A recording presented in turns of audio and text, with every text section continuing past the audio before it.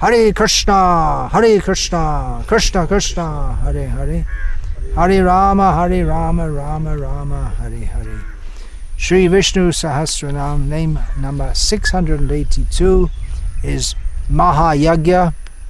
There's one more name in this verse 72. There are two more names to be discussed by myself from this verse, which one is Mahayajna and the next one is Mahahavi. So obviously these names are very much related to the names which have just come before, Mahakratu and Mahayajna. The name Mahayajna is explained in the Moksha Dharma, which is part of the Mahabharata. We're very grateful to the Acharyas who have done so much research in the Shastra to find all these meanings. Just imagine, you have to find out meanings of all these different names, searching through all the Shruti, and that means the Vedas, with the Samhitas, Brahmanas, Aranyakas, Upanishads, and the Mahabharata, Ramayana, and for those who are in the then in the Bhagavatam, so quotations have been given from the Bhagavatam, and for those who are in the Tengalai section of the Ramanuja Sampradaya, especially from that section of that Sampradaya, they quote the Divya Prabandham, so they encyclopedic knowledge. It means like having an encyclopedia in your mind, so that you can find all these references. It's not so small, even from the scholarly point of view, it's not a small thing to be a commentator on the Shastra. What to speak of the devotional understanding, or even if one's a Mayavadi, still it requires a tremendous scholarship. We don't recommend being a Mayavadi, but it does require a lot of scholarship, which in the modern day, who is there? There are still some scholars here and there. So anyway, quoting from the Moksha Dharma, Ya kriya samprayukta syure kanta gata buddhibhihi ta sarva shirasa deva pratigrahnati vaiswayam.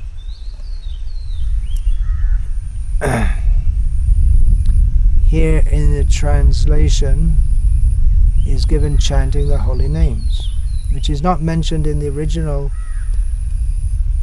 Sanskrit, but in the next verse which is quoted it is mentioned. So in that way, this idea of making a literal translation, it often doesn't work, because often, in other words, literal translation might literally follow the meaning of the words, but it doesn't follow the actual intention of the words.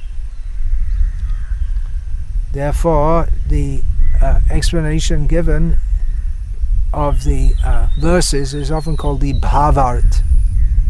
Means the intended. We could translate bhavart in probably hundreds of ways, but it could be translated as the intended meaning. So the translation given here: if with undeviating concentration, ekanta gata buddhibi, is translated here as undeviating concentration, one chants the holy names of the Lord and performs similar devotional activities, then Lord Krishna becomes greatly pleased. He respectfully accepts such services and places them upon his head. He's so pleased with service, he puts on his head. We have to approach the lotus feet of the Lord. There's no such idea in Western culture that you don't put your hand on the head of a superior. You have to put your hand at the feet of the superior. And to place something upon the head means to show high respect. We say with the with the mantra for accepting Charanamrita. Ashesha klesha nishesha karnam Shesha klesha nishesha karnam Shuddha bhaktidam Vishnu padotakam pitva. After drinking that water from the lotus feet of Vishnu, shirasa dharayameham. It's from his feet, therefore I take with great respect and put it on my head. So it's symbolic of putting on the head. But Krishna in himself accepts service. That's his feeling, because he feels my devotees are more than me. Then the next verse, Japyenaiva cha sangshuddhid brahmano natra sangshaya kuryad anyan nava kuryan maitro brahmana uchyate.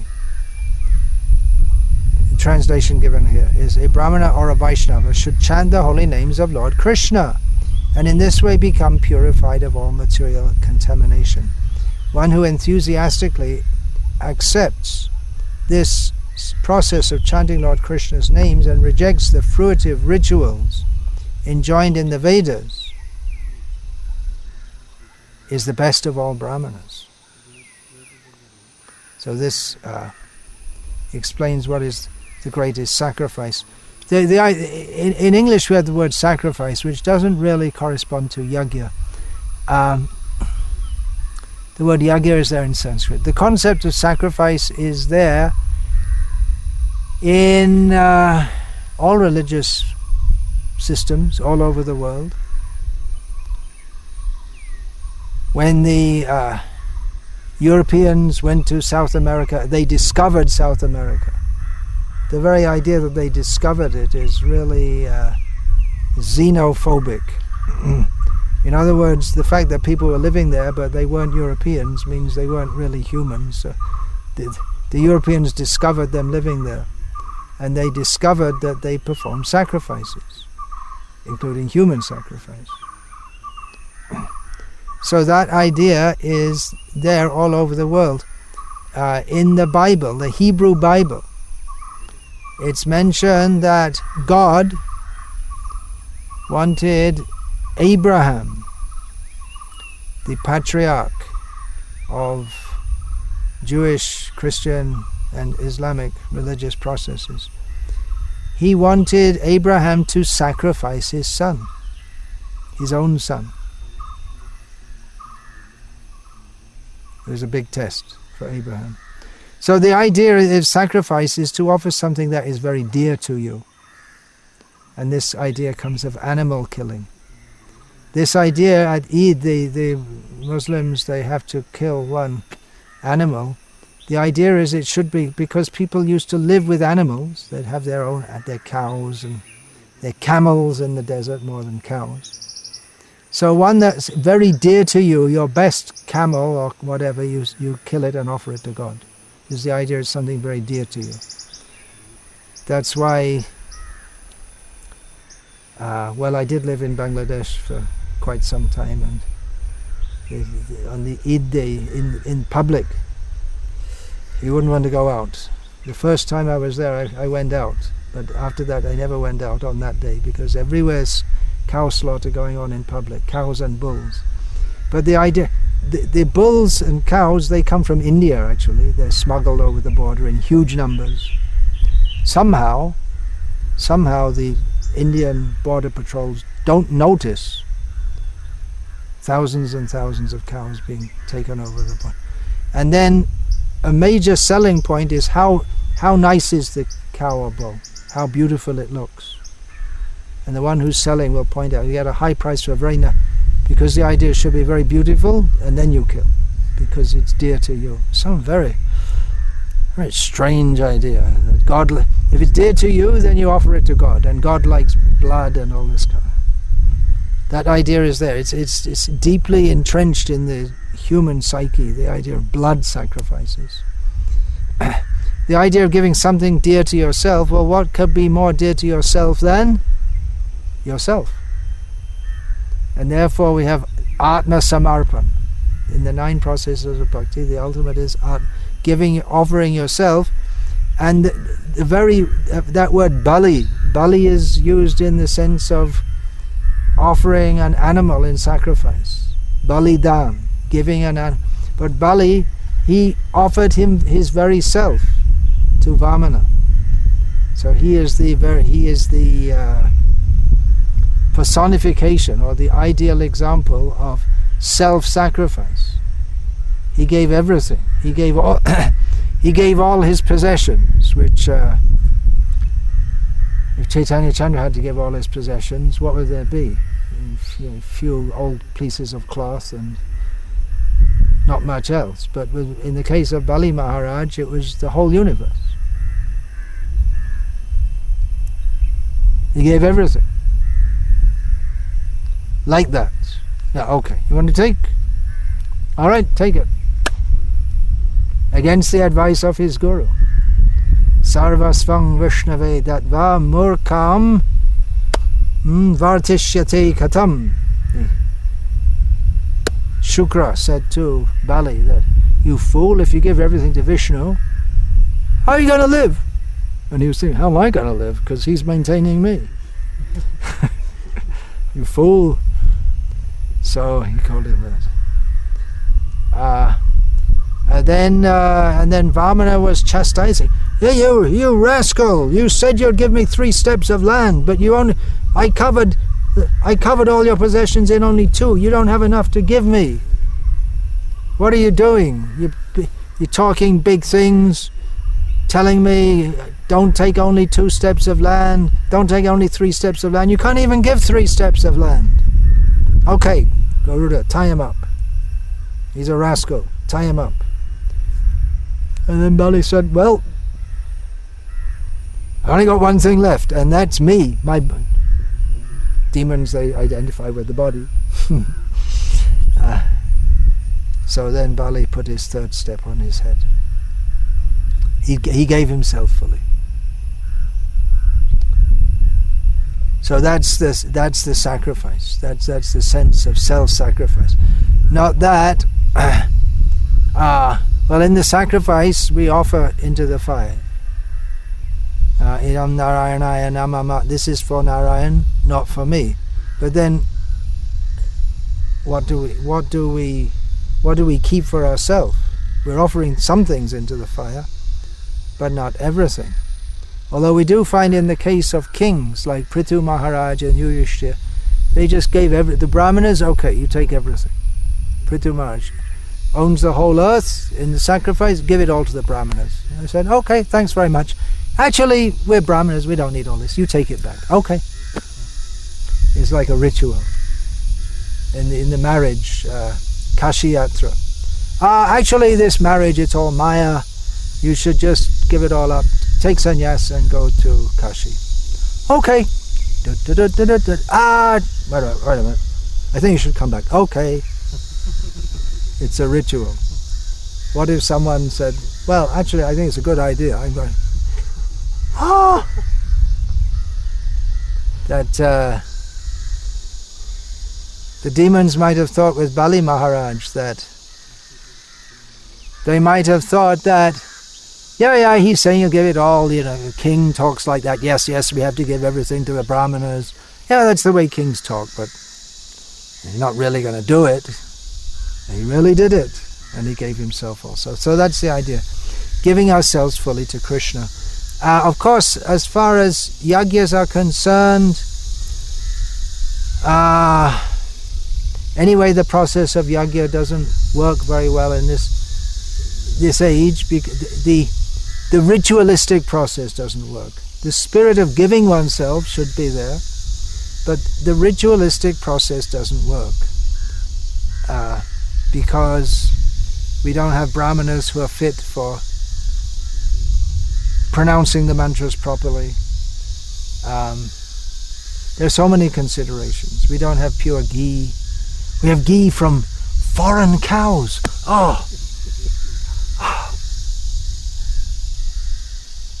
Can't offer that.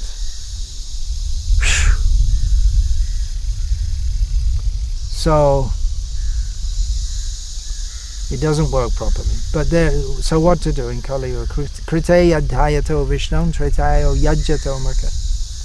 Dwapare paricharyayam kalo tadhari kirtanat. In Kali Yuga, what was possible by meditation in the Satya Yuga, what was possible by sacrifices in the Treta Yuga, what was possible in the Dwapara Yuga by paricharya, by personal service, that means deity worship, is possible by Hari Kirtan in Kali Yuga.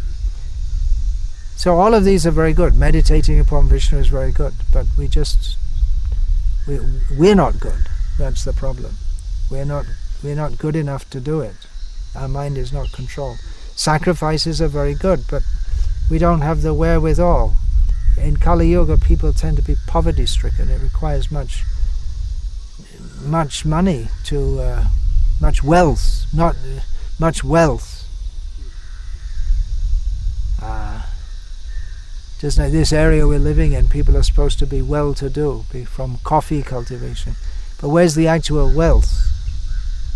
Wealth means dhanyavan dhanavan, gavayan dhanavan. Who's got grains and cows, that's considered wealthy, not coffee beans. And wealth means that a wealthy man, even up to a short time ago, wealthy man means they have so many servants. Nowadays people they can't afford servants. You see these photographs, the British, they used to take photographs in India, and you see even the ordinary people, even the bungis, they'd have all gold on their bodies, and even the rich people today, they hardly have that.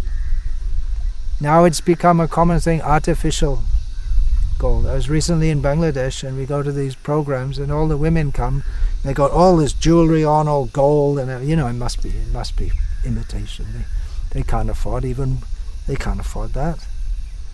All this imitation gold. So the idea is there, but still they have the idea. I think the modern girls in cities like Bangalore, they don't put any ornaments on, not even plastic bangles.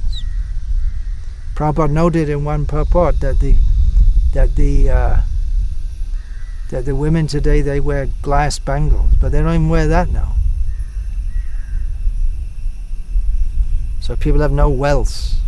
So how can they perform yajna? And then paricharya means performing personal menial service to the Lord. That's in deity worship. So that's also not possible to perform properly in the modern age. Unfortunately, you see these big temples, just like in Sri Rangam and everything. The way they were set up by Sri Ramanuja, that's not going on for a long time. It's not possible. They don't have the manpower, they don't have the wealth. Actually, there's enough income, but the government loots it all. In the name of mismanagement, the government takes over all the temples and they mismanage it. But in Kali Yuga, we can chant the holy names. There are so many statements in Shastra. You know them very well. Kale doshanite rajan asti hi eko mahan guna kirtana deva krishnasya mukta sangha parang vajit. Even though Kali Yuga is an ocean of faults, there's one great quality, that by chanting the names of Krishna, one can get free from all the bad influence of Kali Yuga and go to this supreme destination. So this is the best yajna. So Mahayajna, the name is similar to those which we've just been discussing. He who is the best among those to be worshipped, who manifests himself in the form of the best of yajnas, and he who is worshipped by great Gyanis, knowledgeable people, he was worshipped through great sacrifices. So there's a sacrifice. It means the idea to make an oblation to, that means a ritualistic yajna, to give, to offer, to associate with.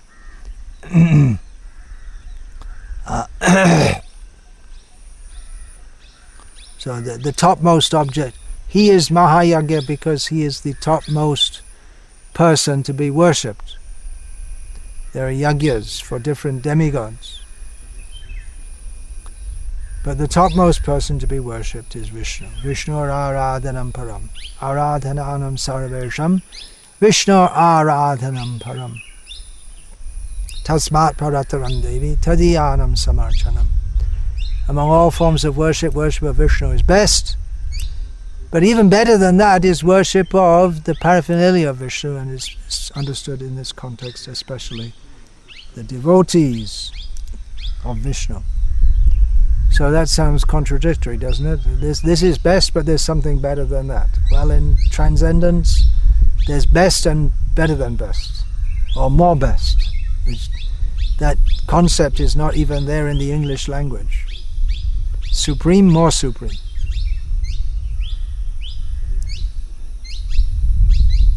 Yeah. There's something, Shyamasundar Prabhu, my godbrother pointed that out, in mathematics. In sets of numbers, you can have infinite and more infinite. If you, for instance, if you think, okay, let's think of the numbers. 1, 4, 7, 10. So what's going on?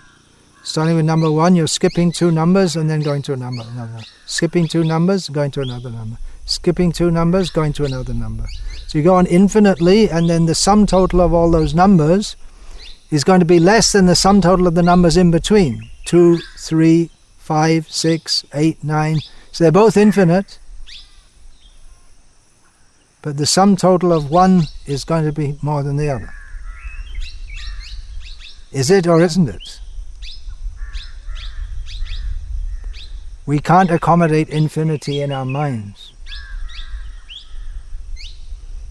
But there's an example to show that something, at least theoretically, something can be infinitely great, and still there can be something which is infinitely greater than it.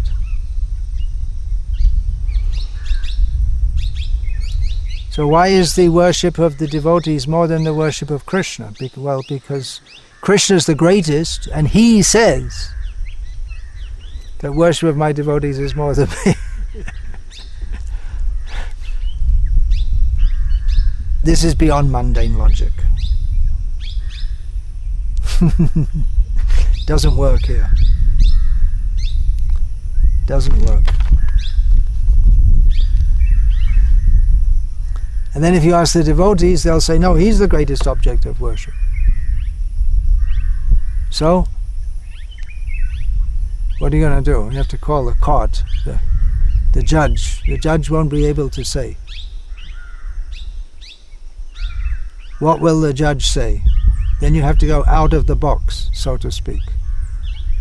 Something like at the Egg Chakra village, where the Pandavas in exile, they were living with one Brahmana family. Then they saw all the Brahmana. They were all very upset. And one was saying, father was saying, no, I'll go. And then the mother said, no, I'll go. And then the boy said, because they had to give one member of the family for sacrifice to the Rakshasa, monthly sacrifice. Every month one family had to give one member. So all the members of the family, they were saying, no, I'll go.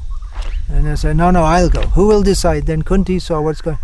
She said, oh, I have 5 sons. I'll give one of my sons. No, you're right, guys. No, it's all right. I'll give one of my sons.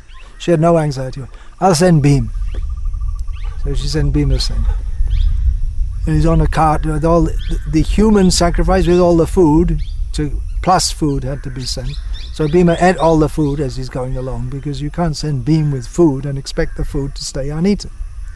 So he goes along and then just burps, and then he reaches the Rakshasa's place, and that was the end of the Rakshasa, because Bhima killed him. He didn't become food for him. So the ordinary decision won't work. It requires a transcendental understanding, that's all. Transcendental understanding means that Vishnu and his devotees, Vishnu will always say my devotees are better than me, and the devotees will always say Vishnu is better than me. It goes on eternally, that's all. What's the solution? Logically, there's no solution. From our point of view as jivas, the solution is we bow our head down to Vishnu. That's all. No more discussion. That's all. That's what we do. We have to worship him. And if he wants to worship his devotees, we'll be very happy. But we don't consider it. We're not thinking, I'll worship him and he'll worship me. We don't think like that at all. But we become very glad when we see that Bhagavan, he elevates his devotees to the highest position. He himself glorifies them. So therefore, we find even in the introductory verses which come before Vishnu Sahasranama, Yudhishthira asked Bhishma, what is the best dharma among all dharmas? Dharma we follow for the sake of, actually we don't follow for the sake of anything. Is that right? Well, the understanding is that dharma is to be followed for its own sake, that's all. As Draupadi said to Yudhishthira one time in the forest, what's the use of all your dharma? You see, the Kauravas, they're living very happily in the city. We're exiled in the jungle. What's the use of all your dharma? We didn't get any wealth or happiness. We're just in... And Yudhishthira said, yeah, that's a very interesting observation you made, but actually it's atheistic. Because we don't follow dharma for the sake of getting something. We follow dharma because that's what we do. Dharma is to be followed for the sake of dharma. That's all. We don't think what we get from it. And that's not dharma. So, at the same time, we expect that by following dharma, we will get... It will be good for us and good for everyone else. We should do that. And Bhishma said that the best dharma is to think of Vishnu, to chant his names, to pray to him, devotion to him. This is the greatest dharma. So this is all within the explanation of Mahayajna. We generally think of yajna as ritualistic performance, some sacrifice, especially fire sacrifice, but a devotee who offers his life, like Bali Maharaj, he very dramatically offered his life, but we are supposed to do also. In the process of Bhakti, there's Navavidha Bhakti, Shravanam, Kirtanam, Vishnu Smaranam, Pada Sevanam, Archanam, Vandanam, Dasyam, Sakyam, Atma Nivedanam. So Atma Nivedanam, offering oneself, it's an ongoing process, moment by moment. So when we offer him flowers, when we chant his names, even for a devotee when he gets up in the morning and brushes his teeth, it's all part of the Atma Nivedanam process, because he's maintaining his body for the sake of serving Vishnu, not for anything else. For a materialist, brushing his teeth is part of his endeavor to forget Vishnu or to enjoy this material world. So for a materialist, brushing his teeth it entangles him in the material world. Because everything he does entangles him in the material world. But for a devotee, everything he does is done for the sake of serving Vishnu. So it all becomes purifying. It's all part of the sacrifice of his life. And therefore he rises early in the morning. It may be very pleasing for the body to not rise early in the morning, but a devotee thinks that, well, Krishna, he gets up early in the morning. I'm his servant. I have to be up a little bit before. Be ready to serve. Not that the master has to come and wake up the servant. And devotees, they sacrifice their life with the great faith and the happy faith that Krishna is accepting us. I'm offering flowers to him, who am I to offer anything to him? But he says, Patrang pushpang palam toyam yome bhaktya prayachati. Tadaham bhakti upahritam ashnami prayatatmana. If one offers me with bhakti, with love and devotion, according to the prescribed process, even a leaf, flower, fruit or water, I will accept it. So he may think, well, I don't have any bhakti, so how can I offer any flowers? But we're initiated into the process of bhakti. So even we may say, I don't have any bhakti, but there must be something there. Otherwise, why are we even trying to do this? But the understanding is that in the offering of puja, when offering formal worship to the Lord, first comes Guru Puja. So the idea is that I'm not qualified, I'm a long way from Krishna, but anyway, the Guru has instructed to do like this. And we offer not exactly to Vishnu, but standing in the shade of the lotus feet of our Guru, who we have the confidence that he is in contact with Krishna, and he's in contact again through the whole parampara system, and maybe directly himself also. So that idea is there, that I'm not fit to worship Vishnu, but he's very kind, Lord Vishnu is very kind, and he allows us to worship him if we do so through the agency of his devotees. Therefore his devotees are more. Worship of his devotees is more, because we can't go to Krishna except through his devotees. He won't accept. The Mahayajna, Yajnanam japa yagyosmi, Krishna says directly in Bhagavad Gita. Among all the yagyas, I am japa yagya.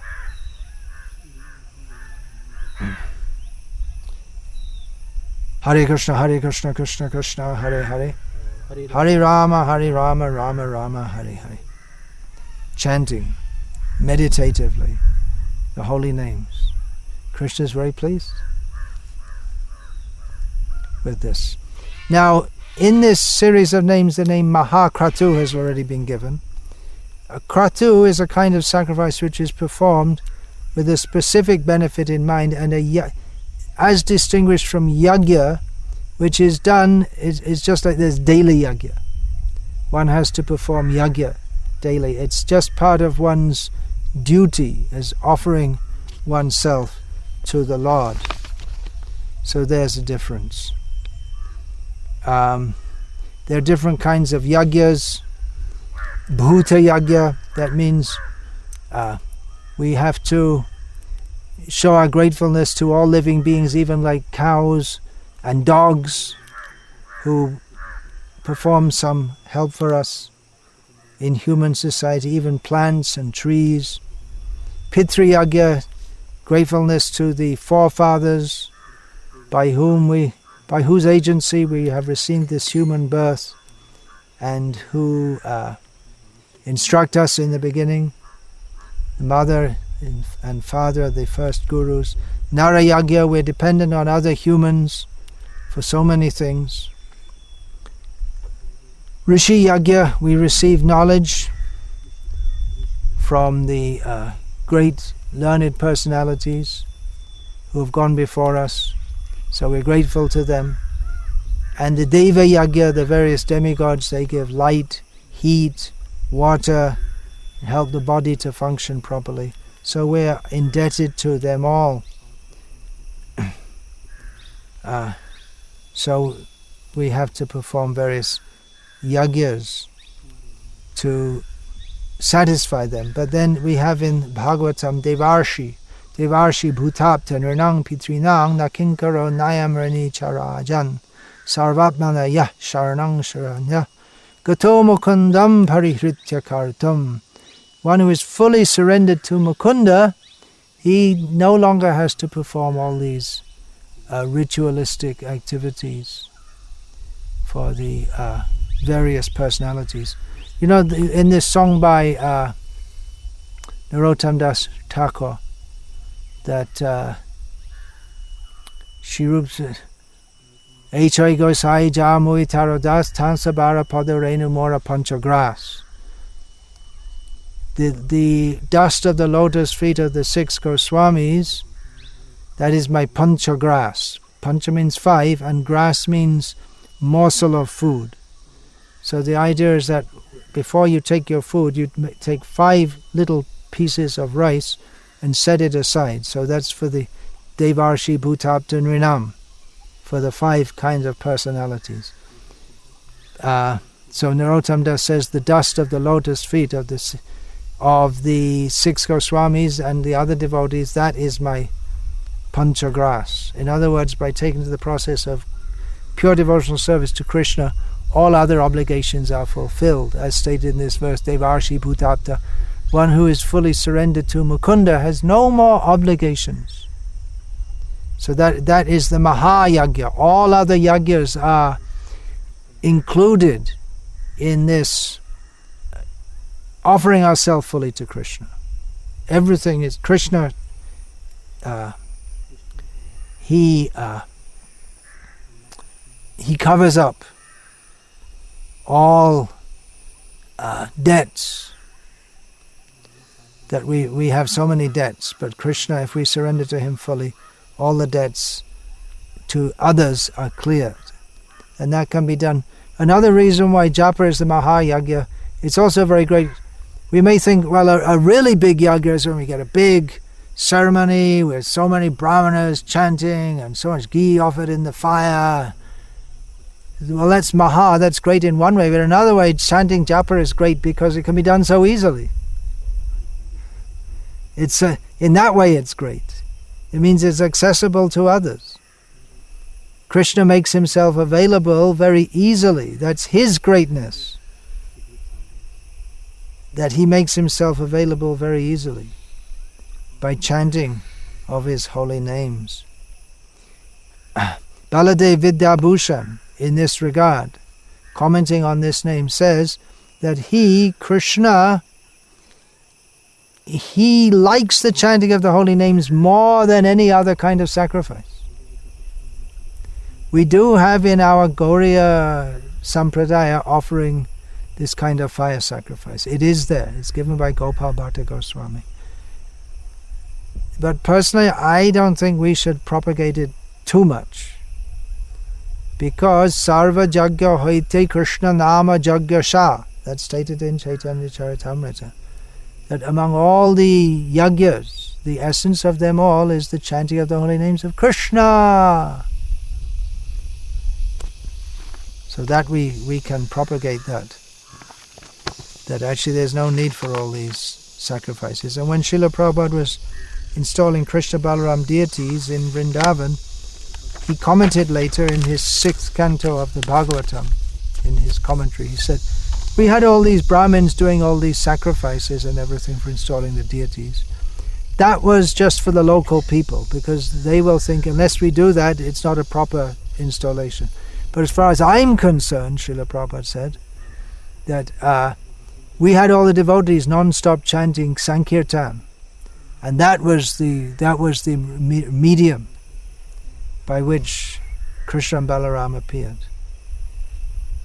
Advaita Acharya, by calling out the name of Krishna, he made Krishna appear as Chaitanya Mahaprabhu. Then the next name, 683, Mahahavi. So yajna means a sacrifice, and Havi, or Havir, means the oblation, the actual substance which is offered in the fire. So he who is worshipped with the best of oblation. What's the best thing we can offer? We can offer our hearts, our very selves. Then he who manifests himself in the form of the great offering, and there's one more meaning, which I'll come to a little later. So generally that's thought that refers to ghee, which is offered in the fire. It can be grains, which are offered in the fire. But by extension, it can mean the person who's making the offering, or the recipient of the offering. So he is worshipped by the best offerings, because no one offers themselves selflessly to anyone but Vishnu. That's not even there in different kinds of demigod worship. The idea that you'll give yourself selflessly to a demigod, it's not there. It's just not there. Why should you do that? What's the point? If you give yourself selflessly to someone else, to a demigod, they can't help you. You might give yourself this idea of mundane romance. You give yourself selflessly to someone else, but what can you get out of that? Because the person, they're not unlimited. They can't protect you. They can't reciprocate fully with you. But if that goes all the way up to the demigods. But if we give ourselves fully to Krishna, then our eternal relationship with Krishna is re-established. So actually all sacrifice should be to Vishnu only.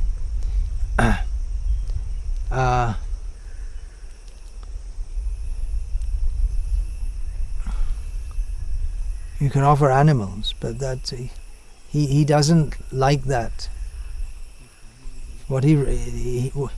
That animal sacrifice is allowed because we have the propensity to kill animals, not that he likes it.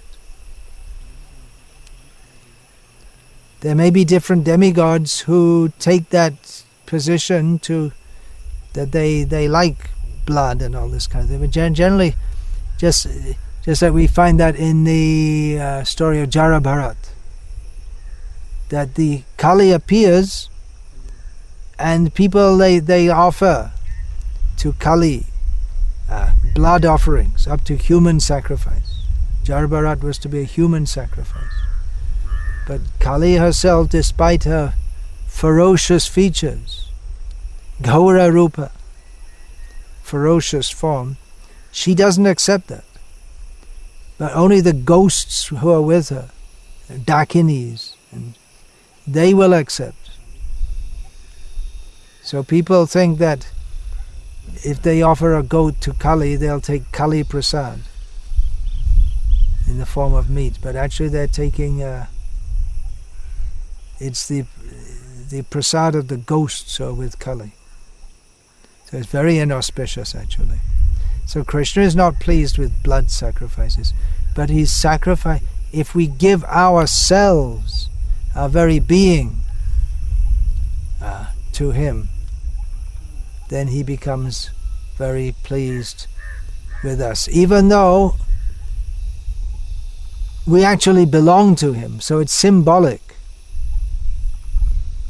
Offering ourselves to him, it's symbolic because anyway we belong to him, but it's just a matter of acknowledging it. Keho mane, keho na mane, shab tar das, jena mane tar hoy sarvanash. That everyone is his servant. Some people acknowledge that, and some don't. And those who don't, by that, jena mane she pape hoy sarvanash. Those who don't acknowledge it, by that,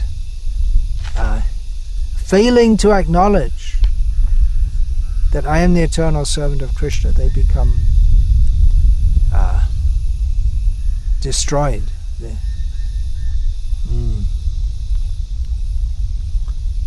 Baladev Vidyabhushan, he says that the best Havi, the best oblation, he, the Supreme Lord, considers that the offering of obeisance by bowing down with devotion, he accepts that as the best kind of offering. And he gives the idea that all different ways, bowing down, studying Shastra, chanting the Vedas, offering tulsi leaves. He quotes again, Tulasi dalamatrena jalasya chulukena cha vikrinite swam atmanam bhaktebhyo bhaktavatsala. Krishna is very affectionate to his devotees, and he sells himself to a devotee who offers only just a tulsi leaf and a palmful of water. And Krishna himself becomes very pleased with what the devotee offers with love.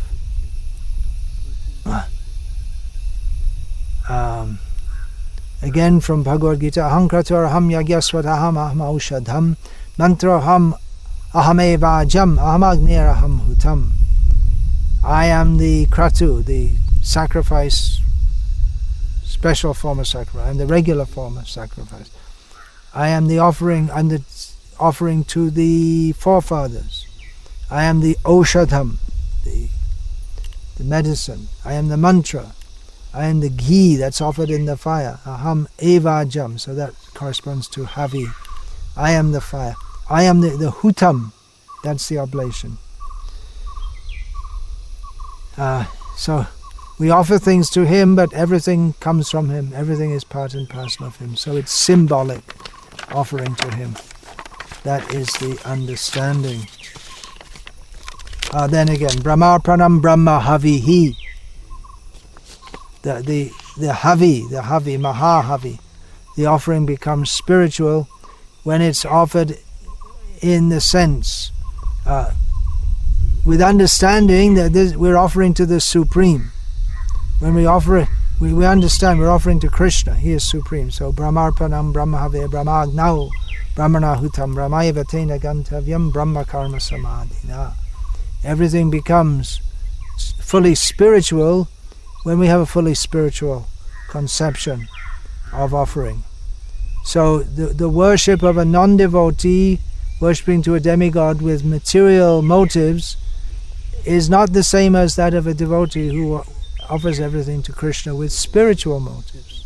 It looks to be the same, but it's not the same. Very different. That's one reason why Srila Prabhupada, he didn't like to be identified with Hinduism. Sometimes he would say,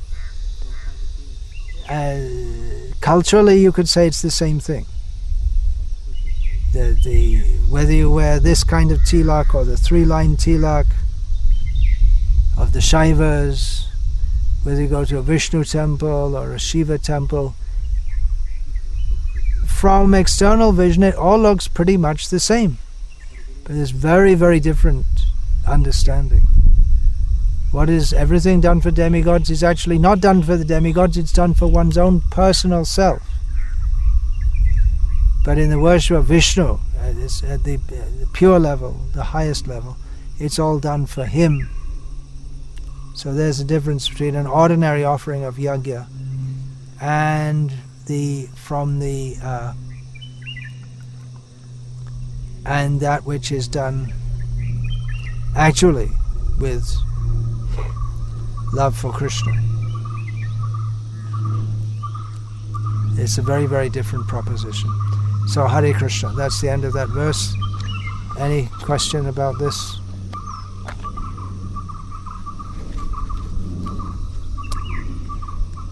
This Vishnu Sahasranama, various names are coming by this form also different or only bhavas here? Vishnu Sahasranama, various names are there. The form is different. What do you mean? For every name is a form also. Oh, is there a different form? No, it's not that there. It's not that there's.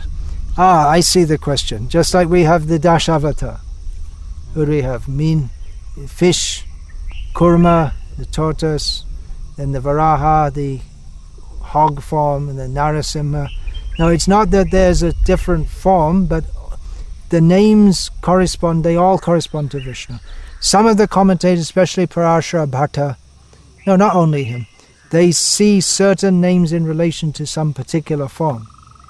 Parashara Bhatta says this set of names is in one verse, some names one after another. This will refer to Rama, these names refer to Parashurama, these names, we were just going through Baladev Vidyabhushan saying these names refer to Krishna in the pastime of Muchukunda.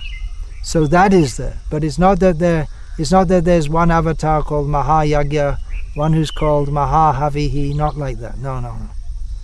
All Vishnu. That's actually an important principle in the Madhva Sampradaya. They say that there's no higher or lower form of Vishnu, just like we say Krishna is supreme. There's no such thing. They're all on the same level, they say. And definitely some names like Trivikrama. 3 big steps. Well, who does that refer to? It refers to Vamana especially. But that Vamana is non-different from Vishnu. But that name Trivikram can also be understood to have other meanings which don't specifically refer to Vamana. So it's not that there's a specific form of the Lord who's called Mahayajna, one who's called Mahahavi, not like that.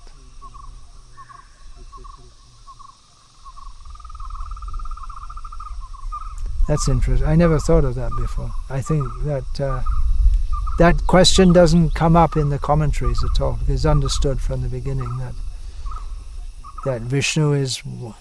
There are 1,000 names of one person who manifests himself in many forms. The name is Vishnu Sahasranama. Yeah, Vishnu Sahasranama. That's very good. Yeah, the names of Vishnu. One of the names of in the Vishnu Sahasranama is Vishnu.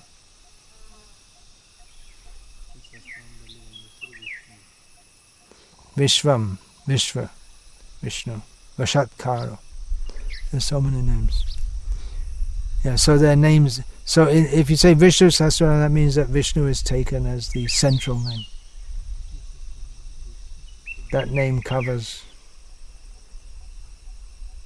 all other names, because he's all-pervading, covers everything. But we'd go a little further and say, well, Krishna,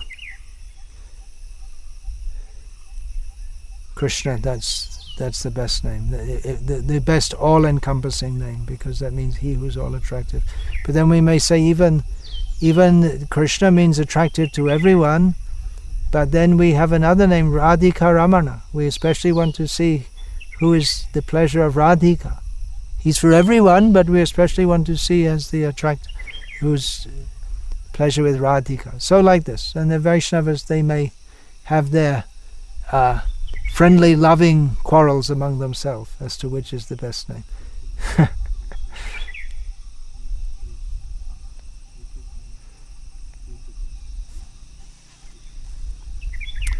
Hare Krishna, Krishna Krishna, Hare Hare. Hare Rama, Rama Rama, Hare Hare. Parivadatu jano yata tata va nano mokaro navayam vichayamaha. Hare rasa madira madati mata bhuvi vilutama natama nirvishama dante nidhaya churnakang padayani patya kritva chakaku shatameta daham ravimi. Hey sadava sakalameva vihaya durad Chaitanya Chandra Charane Kurutanuragam Vancha Kalpatarubhyascha Kripa Sindhuvascha Padithanam Pravnebhyo Vaishnavebhyo Namo Namaha. Did you learn anything? Probably not. Doesn't matter. You can just, we're just discussing. That's all. Learned anything? You learned something. What did you learn? Forms, I always, when I used to think, there will be some form, I used to meditate, sometimes. This will be, some deity which I don't know about, or some pastime. Oh, that's a good question then. Hare Krishna. So that's one more shlokam finished. Finished, not finished, but discussed. 683.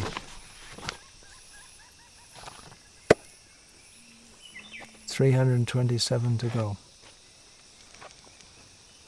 Just over 2/3.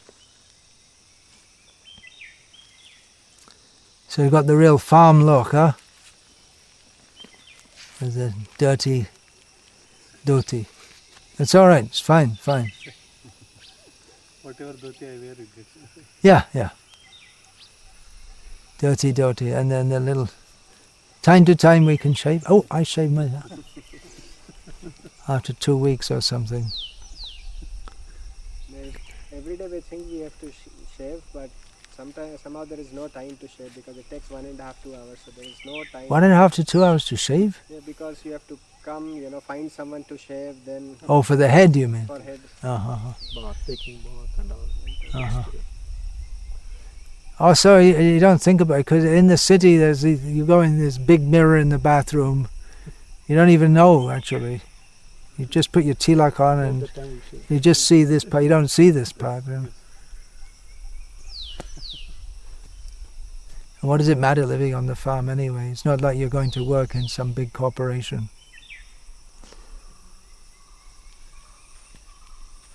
Anyway, I generally shave at least twice a month.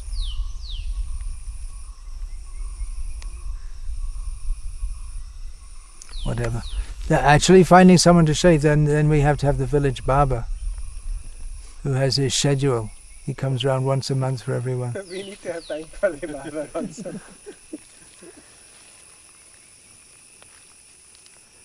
Yeah. And the barber's wife, she comes around and cuts the nails of the women. She has a job to do. Who's going to cut their nails? Can't be the barber cuts the man's nails, the barber's wife cuts the nails of the women. That I didn't find, but the barber wife will do this delivery cases and cleaning the house. They also act as the dai. They may do that, but that old culture is gone now. It's even illegal for them to do that. We all like that in village. In the village, yeah. There are no time, the hospitals, nurses culture.